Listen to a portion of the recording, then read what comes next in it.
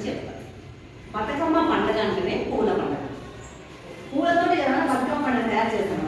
బతుకమ్మ ఎలా తయారు చేస్తాము? పూలతో తయారు చేస్తాము. పూల పండుగనే బతుకమ్మ పండుగ అంటాం. తెలంగాణ రాష్ట్రంలో ఈ బతుకమ్మ పండుగకి ప్రత్యేకమైన స్థానం ఉంది. ఓన్లీ తెలంగాణ రాష్ట్రంలోనే బతుకమ్మ పండుగని చేసుకుంటారు.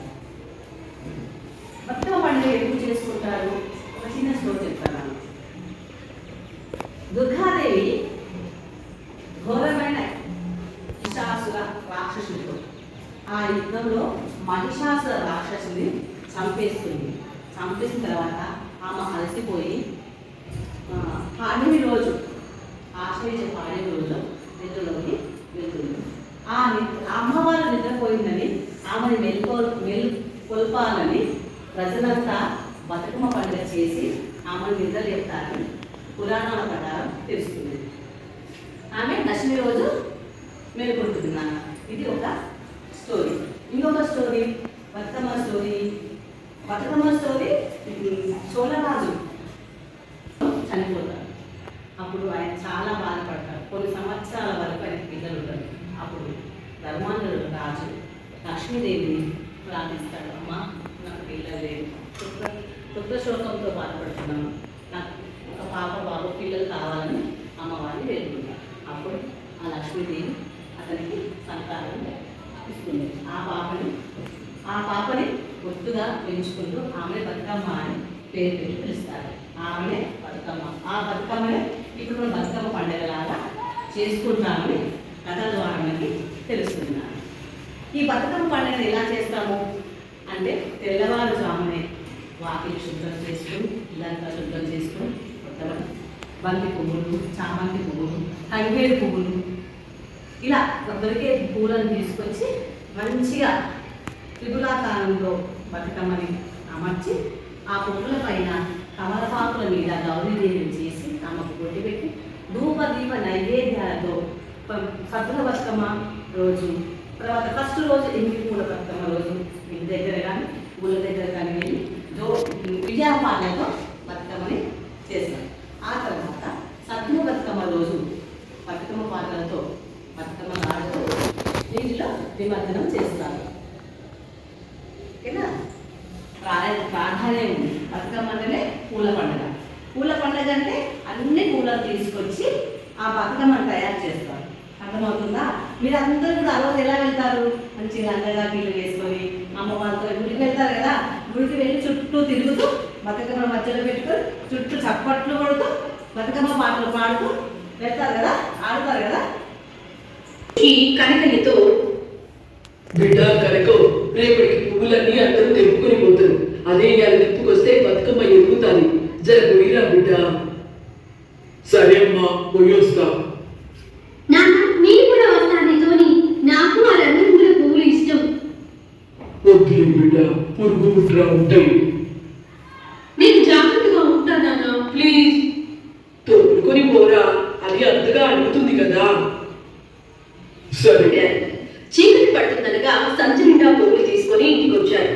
ఇక ఆ రోజు రాత్రికి అఖిల వాళ్ళ నాన్నమ్మ పక్కన పడుకొని, నాన్నమ్మ, నాకు ఒక డౌట్. ఏందే మనవరాల, నీకు వచ్చిన అంత పెద్ద డౌట్? ఏం లేదు నాన్నమ్మ, నేను చిన్నగా ఉన్నప్పటి నుంచి చూస్తున్నా. అసలు ఈ బతుకమ్మ పండుగ అంటే ఏంటి?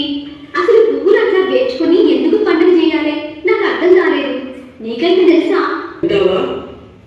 వింటానమ్మా, చెప్పు. ఈ బతుకమ్మ పండుగ లోకంలో ఏడలేదు బిడ్డ. పూలతో దేవుణ్ణి పూజించే లోకంలో పూలని దేవునిగా పూజించే ఒకే ఒక సంస్కృతి మన తెలంగాణలోనే ఉంది అని మా అమ్మ గొప్పగా చెప్పేది. అప్పట్లో మేము చిన్నపిల్లలం. మా అమ్మ చెప్పింది నాకు. అప్పట్లో నవాబులు, భూస్వాములు ఉండేటోళ్ళు. ఆడోళ్ళని ఇష్టం వచ్చినట్టు ఇబ్బంది పెట్టి బాధపడేటోళ్ళంట. అవన్నీ భరించుకొని ఒకరికొకరు ధైర్యం చెప్పుకొని బతుకమ్మ ఆప్యాయతలు, భక్తి, భయం చెప్పుకొని ఆ బతుకమ్మలనే తమ ఆడపిల్లలని కాపాడమని మొక్కేటోళ్ళు. అయినా వేడుగా తెలంగాణలో చేసుకుంటుందని మా నాయనమ్మ చెప్తే విన్నా. ఇది ఇంకొక కథ. రాజుల కాలంలో వేములవాడ నుంచి శివలింగాన్ని వేరే చోటికి తీసుకుపోయిందట. అప్పుడు ఆ గుడిలో పార్వతీదేవి ఒకటి మిగిలిపోయిందంట. అట్లా ఎడదీసులు నచ్చగా అక్కడ ఉన్న జనాలంతా బతుకమ్మలు చేసి పాటలు పాడుతూ తమ బాధలు చెప్పుకునేటోళ్ళంట. నిండు నూరేళ్ళు ఆడపిల్ల చల్లగా బతకాలని బతుకమ్మ అని దీవిస్తూ పాటలు పాడడం వల్ల ఈ పండుగకి బతుకమ్మ అనే పేరు వచ్చింది. ఇట్లా ఒక్కో చోట ఒక్కో కథ చెప్పుకున్నా అందరూ వచ్చేది ఆ గౌరమ్మ దేవతనే. బతుకమ్మ పండుగని ఆడోళ్ళంతా చాలా సంబరంగా చేసుకుంటారు.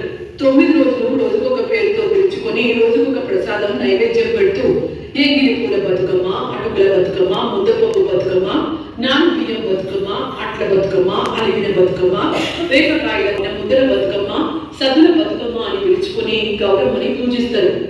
ఆడపిల్లలకు మంచి జరగాలని కోరుకునే మన తెలంగాణ సంస్కృతి ఈ బతుకమ్మ పండుగ. అఖిల అదంతా విని చాలా సంతోషించింది. నాన్నమ్మ, బతుకమ్మ అంటే ఏదో మామూలు పండుగ అనుకున్నా. ఇంత పెద్ద కథ ఉందని, గొప్ప పండుగని నాకు తెలియదు. ప్రతి పండుగగా చాలా స్నానం చేసి కొత్త బట్టలు వేసుకుని పూజ చేసి ప్రసాదాలను తయారు చేస్తారు. తరువాత తంగేడు, మునుగు పూలు, ముత్యాల పూలు, చామంతి, బంతి పూలను సుజాతమ్మ, రజని కలిసి రంగులు అద్ది వరుసగా పెట్టారు. అవన్నీ శ్రద్ధగా గమనిస్తోంది అఖిల. సుజాతమ్మ వరుసగా త్రిభుజాకారంలో బతుకమ్మను అందంగా పేర్చింది. అది చూసి సంబరంగా గంతులేసింది అఖిల. ఇక సాయంత్రం నగలు పెట్టుకుని అందంగా తయారైంది. అది చూసి సుజాతమ్మ, రజని, కనకయ్య మురిసిపోయారు. రజని బతుకమ్మని తలపై ఎత్తుకొని ఊరి మధ్యలో అందరూ కలిసి బతుకమ్మ ఆడే చోటికి వెళ్ళారు. అక్కడ చాలాసేపు పాటలు పాడుతూ బతుకమ్మ ఆడుకొని చెరువులో ఆ బతుకమ్మని నిమజ్జనం చేసి సంతోషంగా 9 రోజుల పండుగను జరుపుకుంది ఆ కుటుంబం.